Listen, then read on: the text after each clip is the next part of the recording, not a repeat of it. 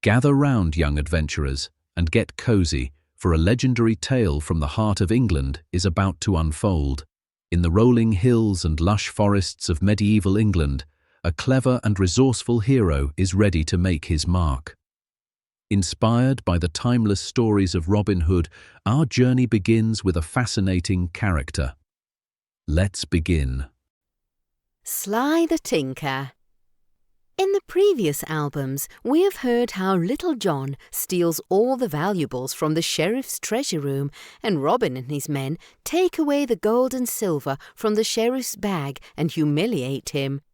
The stories continue in this album. When the miserable bishop got back to Nottingham, he immediately raised a complaint with the sheriff, whose treasure room was empty because of the same man about whom the bishop was complaining. The two angry men decided that a warrant had to be issued in the king's name for the capture of the famous outlaw Robin Hood. They announced a prize of £100 to anyone who captured the outlaw.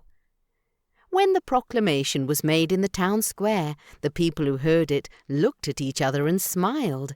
They knew how easy it was for a reward of £100 to be declared, but how difficult it was to earn it. Not one of them who knew about the outlaw and how he helped the poor wanted to come forward and capture him. But there was one man who stood on the outskirts of the crowd who was not from that town. He was a short, heavy-set fellow who repaired pots and pans for a living and was known as a tinker.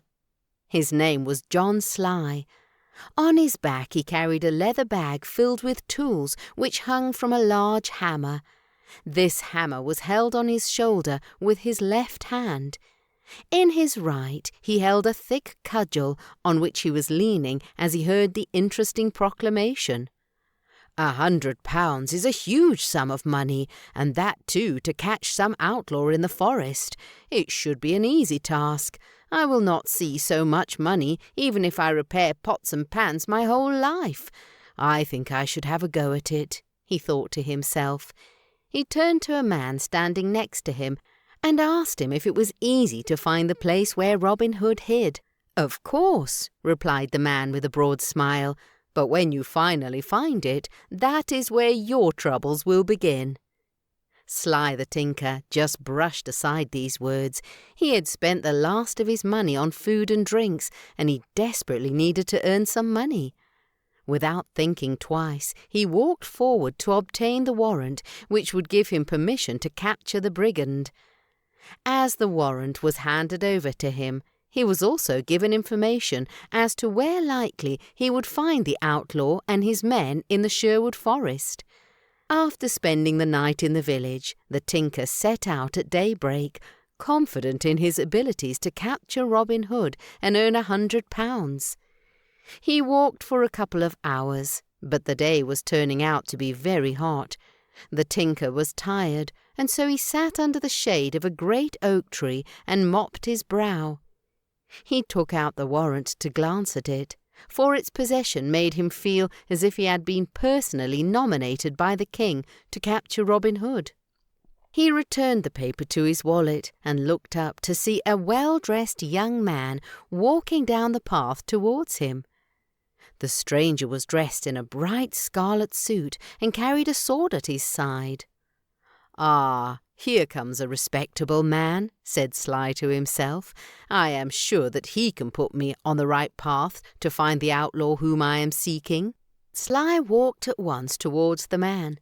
The man had been walking with his eyes on the ground, but when he looked up and saw the tinker, he greeted him with a wave of his hand and a courteous smile. "Good morning, kind sir," greeted the tinker. "I think that you are a native of these parts." "Indeed I am. I live near here," replied the stranger. "Where are you from?" "My name is Sly. I am a tinker who repairs pots and pans. I come from Banbury," replied Sly. "So, what is the news from these parts?" "I have some news, but I don't think you will be too happy to hear it," said the man dressed in red. "It is that 2 tinkers were punished severely yesterday for drinking too much at the local tavern." Sly, who was a short-tempered fellow, felt insulted by his words. "Be careful and stop your jokes," he threatened, "or I will have you know that I carry a heavy cudgel, and I know to use it well." "You asked me for news, and I told you," said the stranger in a mild tone, "but you are a tinker who goes from village to village and town to town. You must be the one who knows the latest news. What is it?" "My news is that there is £100 to be easily earned," said Sly. "That's a huge sum of money," exclaimed the man, "and how does one earn it?" "There is a bold outlaw named Robin Hood in these parts, and I have a warrant for his arrest. Once I catch him and take him to Nottingham, the £100 will be in my pocket. And if you tell me where I can find him, then I will share a good portion of the reward with you."